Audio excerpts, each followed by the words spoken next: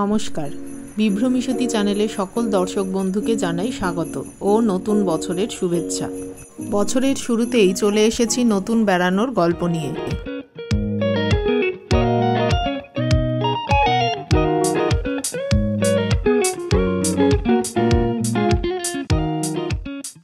আজ 23শে ডিসেম্বর 2024।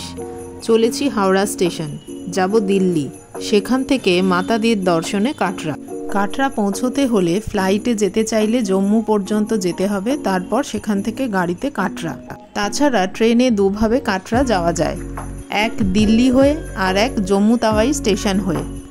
হাওড়া বা শিয়ালদা স্টেশন থেকে দিল্লি যাওয়ার যে কোনো ট্রেনে চলে যান দিল্লি স্টেশন থেকে কাটরা স্টেশন পর্যন্ত যাওয়ার অনেক ট্রেন পেয়ে যাবেন, অথবা কলকাতা স্টেশন, হাওড়া স্টেশন বা শিয়ালদা স্টেশন থেকে জম্মু তাওয়াই স্টেশন পর্যন্ত যাওয়ার যে ট্রেনগুলো আছে তাতে করে চলে যান জম্মু তাওয়াই স্টেশন। জম্মু তাওয়াই স্টেশন থেকে কাটরা যাওয়ার প্রচুর ট্রেন আছে। আমরা চলে এসেছি হাওড়া স্টেশনের ওল্ড কমপ্লেক্সে। এখানে 9 নম্বর প্ল্যাটফর্ম থেকে ছাড়বে 12303 পূর্বা এক্সপ্রেস। ট্রেনের তালিকা ডেসক্রিপশানে দিয়ে দেব, সেখান থেকে চেক করে নেবেন। চলে এসেছে আমাদের পূর্বা এক্সপ্রেস, এতে করেই আমরা যাব দিল্লি।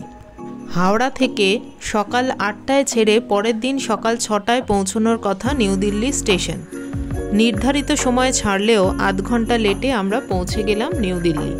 দিল্লি থেকে বেলা 3টের সময় কাটরা যাওয়ার ট্রেন। আগে থেকে বুক করে রাখা রেলের ডরমেটরিতে এসে আমরা ফ্রেশ হয়ে ক্লোক রুমে জিনিসপত্র রেখে বেরিয়ে পড়লাম। এতটা সময় শুধু নষ্ট না করে আমরা চললাম লালকেল্লা দেখার উদ্দেশ্যে। নিউ দিল্লির 16 নম্বর প্ল্যাটফর্ম থেকে বেরিয়ে সামনেই রয়েছে মেট্রো স্টেশন। মেট্রো করে চলে এলাম চাঁদনি চক স্টেশন। চলে এসেছি চাঁদনি চক চত্বরে। সামনেই রয়েছে একটি গুরুদ্বারা।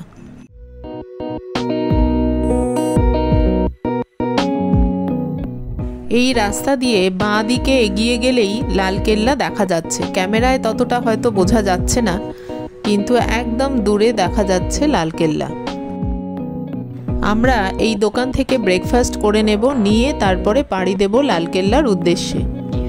মেনুতে অনেক কিছুই ছিল, আমরা যে যার পছন্দ মতো ব্রেকফাস্ট করলাম, তবে সবকটি খাবারই খেতে ভালো ছিল। আর দিল্লির গরম গরম ছোলা বাটোরা নিয়ে কোনো কথাই হবে না। ব্রেকফাস্ট করে আমরা আবার এগিয়ে চললাম। সামনেই রয়েছে দু একটি মন্দির। যেহেতু আমাদের সময় সীমিত, তাই এই মন্দিরগুলিতে যাওয়া আর হয়ে ওঠেনি।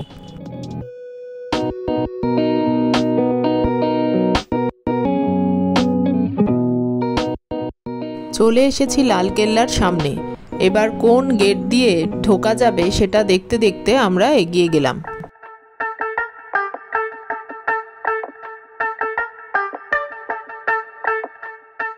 চলে এসেছি টিকিট কাউন্টারের সামনে। এখান থেকে টিকিট কেটে নিলাম। এই টিকিট কাউন্টার থেকে কেল্লার প্রবেশ পথের দূরত্ব বেশ অনেকখানি, তাই এতটা হেঁটে যেতে না চাইলে আছে ই রিক্সা। টিকিট কাউন্টার থেকে কেল্লার প্রবেশ পথ পর্যন্ত ই রিক্সার 3 বছরের ঊর্ধ্বে এক একজনের ভাড়া 12 টাকা, যেতে 12 টাকা এবং ফিরতে 12 টাকা।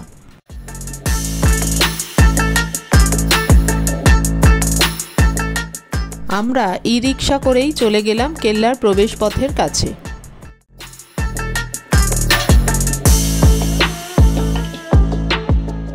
সামনে বেশ অনেকটা জায়গা জুড়ে বসেছে মেলা। এই লালকেল্লা সোমবার করে বন্ধ থাকে এবং খোলার সময় সকাল 9:30, খোলা থাকে বিকেল 4:30 পর্যন্ত।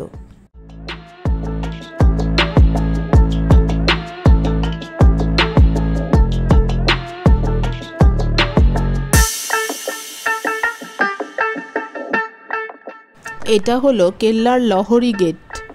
এই কেল্লাটি ভালোভাবে ঘুরে দেখতে এবং এর ইতিহাস জানতে হলে একজন গাইডকে অবশ্যই সঙ্গে নেবেন। এই কেল্লার ভেতরে প্রবেশ করার পরই পেয়ে যাবেন গাইড। ইতিহাস অনুযায়ী 1638 সালে মুঘল সম্রাট শাহজাহান এই কেল্লার নির্মাণ কাজ শুরু করেন। প্রায় 10 বছর সময় ধরে এটি নির্মিত হয়। লাল বেলে পাথরের বিশাল প্রাচীর ঘেরা অংশ এটি। লালকেল্লার এই প্রাচীরটি প্রায় 75 ফুট উঁচু।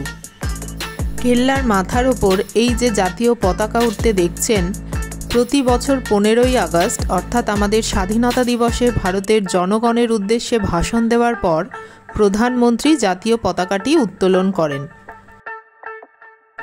এই লাল প্রাচীরের কারণেই বোধহয় কিলা ই মুবারক থেকে নাম পরিবর্তিত হয়ে লাল কেল্লা নামটি হয়েছে। যত কেল্লার মধ্যে এগিয়ে যাবেন তত দেখতে পাবেন দুপাশে প্রচুর দোকান, চাইলে এখান থেকে কেনাকাটা করতে পারেন। শাহজাহান যখন আগ্রা থেকে দিল্লিতে রাজধানী স্থানান্তরিত করেন তখনই এটির নির্মাণ কাজ শুরু করান। কেল্লার মধ্যে প্রবেশ করে একে একে দেখে নেবেন দেওয়ানি আম, দেওয়ানি খাস, রংমহল ইত্যাদি স্থাপত্য।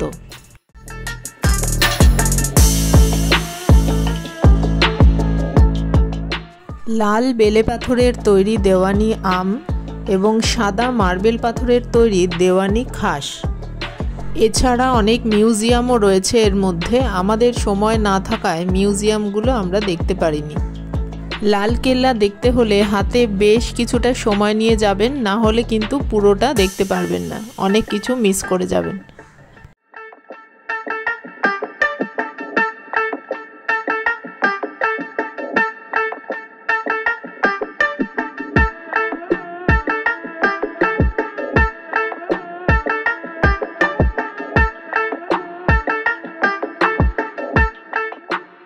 একটি স্থাপত্য থেকে অন্য আরেকটি স্থাপত্যে যাওয়ার মাঝে যে রাস্তা সুন্দর পরিকল্পিতভাবে বাগান দিয়ে সাজানো। প্রতিটি স্থাপত্য মুঘল সাম্রাজ্যের স্থাপত্য শিল্পের বিশেষ নিদর্শন। এর মধ্যে পারস্য, হিন্দু, ইসলামিক ইত্যাদি বিভিন্ন স্থাপত্য শিল্পের মিশ্রণ ঘটেছে।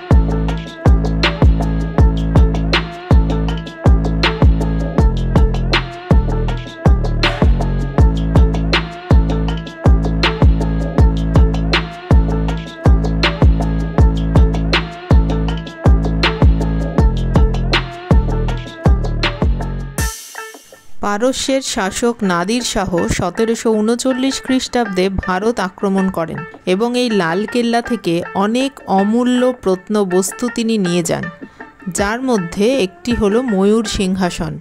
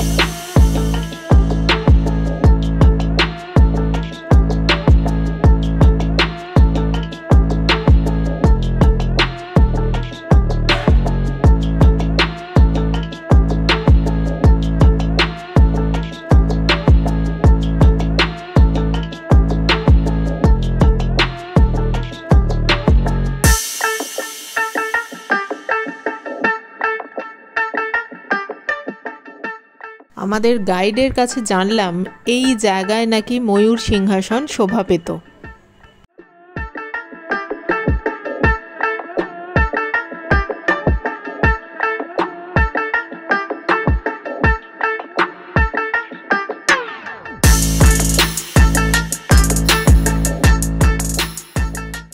এর মধ্যে টয়লেটেরও সুব্যবস্থা আছে।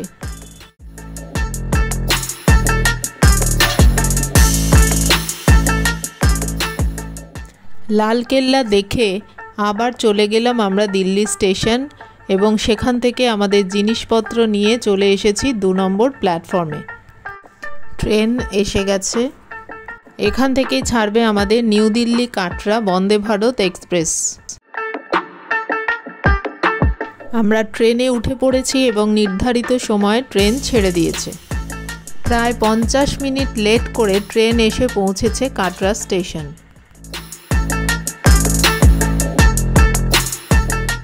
স্টেশন থেকে বেরিয়েই দেখতে পাবেন সামনে প্রচুর টোটো, অটো এবং গাড়ি দাঁড়িয়ে রয়েছে। সেখান থেকে একটা গাড়ির সাথে কথা বলে আপনারা চলে যান নির্দিষ্ট হোটেলে। স্টেশন থেকে বেরিয়ে পাহাড়ের ওপর এই যে আলোকমালা সজ্জিত রাস্তাটি দেখা যাচ্ছে, এখানেই আমরা আজ উঠব। এখান থেকে আমরা অটো বুক করে চলে গেলাম আমাদের আগে থেকে বুক করা যাত্রী নিবাসে। এরপর আগামীতে আমাদের জন্য কি কি অপেক্ষা করে আছে সেটা দেখাবো পরের ভিডিওতে। আজ তবে এ পর্যন্তই। পরের ভিডিওটি আসবে খুব শিগগির, দেখতে ভুলবেন না। সবাই ভালো থাকুন, সুস্থ থাকুন এবং দেখতে থাকুন চ্যানেল বিভ্রমিষ্যতি।